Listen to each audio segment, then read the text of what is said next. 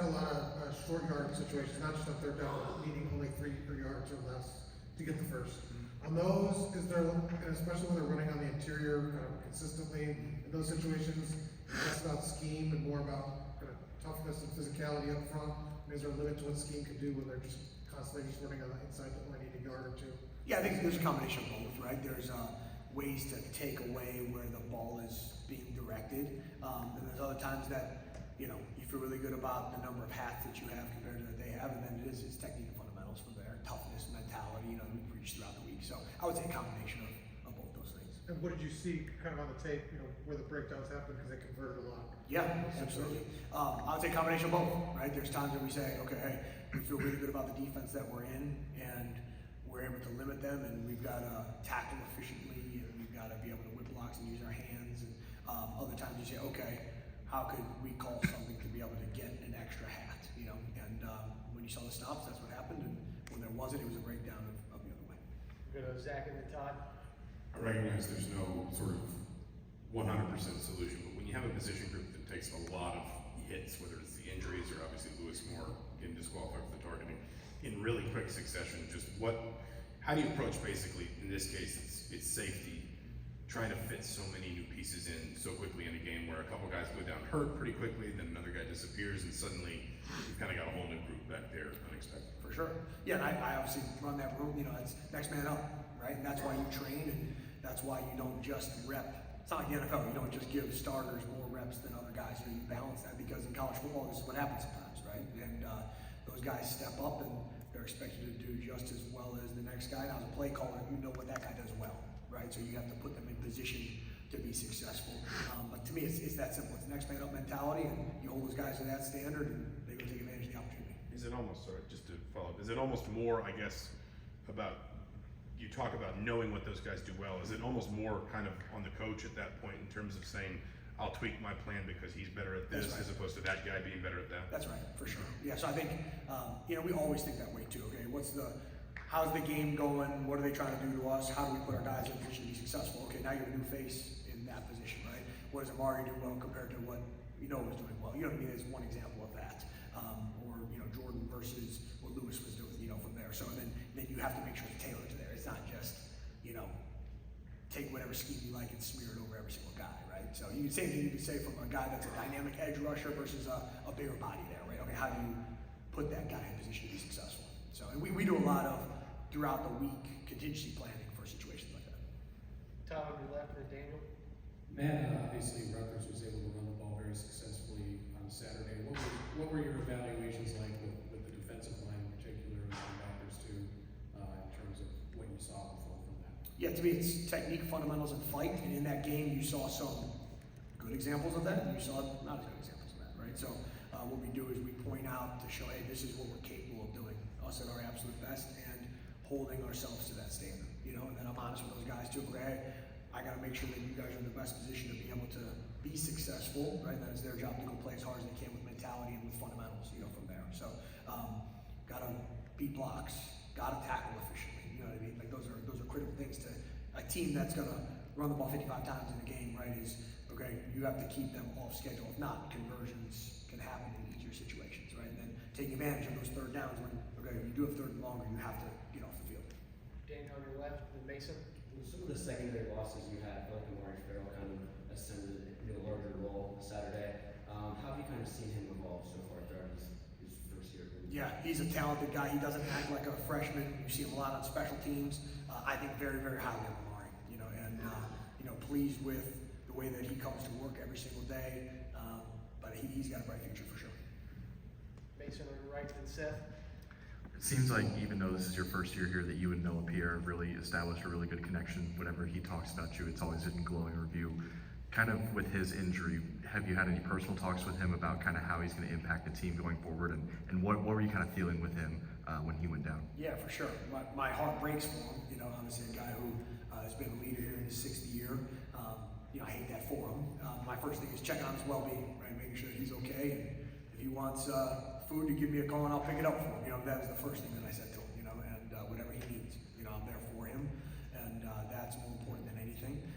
But then I did grab him a second time after the dust had kind of settled, after a day, and let him know how important he is as a leader to our team, right? So just because he's not the health that he was before doesn't mean his impact goes away, right? So he's a guy that's heart and soul of what we do, and that'll continue.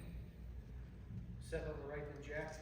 These were the types of questions that were asked a little bit more, I guess, week 1, week 2 of the season. But up to this point in the season, how do you feel like how would you evaluate maybe your own performance as a defensive play caller and just kind of the in-game adjustments and everything? Yeah, for sure.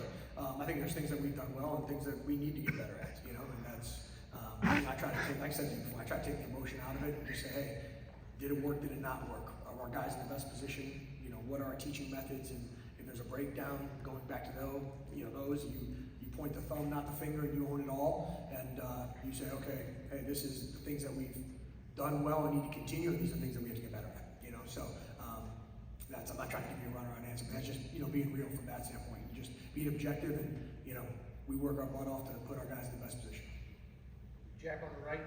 Yeah, with Penn State's defense, I understand you're not coaching against them, but just as a defensive guy, I'm curious what you've kind of seen from them and how they've been able to be so successful. They're towards the top of the country in points allowed and things like that. For sure, yeah, they're talented, and then they've got a good scheme too. So I've known Manny Diaz for a long time. When he was at Mississippi State, was fortunate enough to spend a little bit of time down there, and he was gracious to have me come say hello to him. And when I was at Duke, he was at Miami. So we've gone against each other at times, and but I have a lot of respect for Manny and what he's been able to do. But definitely one of the best in the country. Fish in the back, then Pete.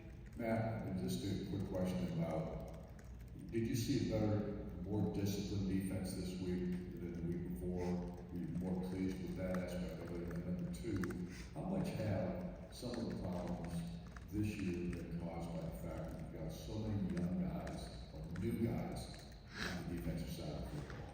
Yeah, great question. You can't take away plays, right? But that 80-yard run was not a discipline moment, right? And a missed tackle opportunity. Besides that play, I did think there was a higher level of discipline, but you can't take that away. It's got to be every single snap for the duration of the game. And then I'm not one to make excuses about new faces or young guys. This is a great group of young men, and it's our job to, get in position to be able to go make plays and excel and play great defense, right? So, to me, that's on all of us together as we, continue to build. Man, over here, just in terms of Penn State's offense, what do you see from them? How explosive do you see? Yeah, they're explosive. They've got a quarterback that has talent. They have running backs that, have shown a bunch of talent. They have receivers. They have tight ends. The line, they've got every piece. They've been able to score a bunch of points on a number of teams. And last year saw them face to face. Obviously when I was at Ohio State, at Penn State, and that was a fourth quarter game, and they were able to create some explosive plays in that game. So that's I've seen it firsthand, and I got a lot of respect for these guys. Daniel here. You mentioned earlier the 80-yard run from Wimsat. After Akron, there was a lot of talk about limiting the QB run, kind of all that stuff. Do you feel like you've made progress in that regard? I'm pretty sure Wimsat outside of that run was like 15 for 63. So whether it's inside structure, outside of structure, how do you feel like you guys have kind of improved in that regard? Yeah, it's the results are the results, right? So that run can't happen. So my answer would be it's not good enough. From there, has there been a focus point? There have been times that it's been better. Yes. And then you look at the design quarterback run versus scrambles, and okay, run situations, pass situations. We evaluate all that together, but it's got to be better than it is. Let's go to Zach. This may be a dumb question. If it is, just tell me. No such thing. Is there ever an advantage in playing a team like Penn State, coming off a game like Ohio State, not necessarily the idea that maybe it was very physical for them, but that you saw them stress tested maybe as much as they will be in terms of the athletes they have on the other side of the field, just the quality of the opponent. Basically, you're seeing something approaching what would be Penn State's best. Do you get maybe a better look at a team like that in that situation? I don't think at this point in the year, no.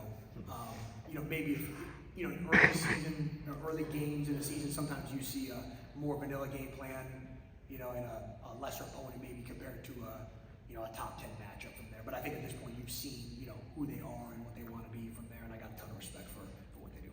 Well, the last one to Mason. This might be a question better asked by Zach since he asked it to Tom, but kind of on the premise of the targeting penalty, do you think that there could be some sort of system where there's kind of a less severe penalty for certain instances of targeting versus others, kind of like a flagrant 1, flagrant 2 system? Yeah, I mean, you're talking about judging intent, right? You know, and that's, of course, as a defensive guy, you know, and you know, I totally respect the intent of the rule and understand why it is what it is. That's a situation where there's not malintent. You know, a guy's going to make a play, receiver ducks down last minute. We talk a lot about, like a baseball player, strike zone of where we should tackle and things like that, right? We coach that really hard. But yeah, it's unfortunate in those situations when a guy's trying to make a routine play and that happens. So I totally respect the intent of the rule and, you know, from that standpoint, but I see it from the other side too. Great, thanks, Matt. Thanks, guys.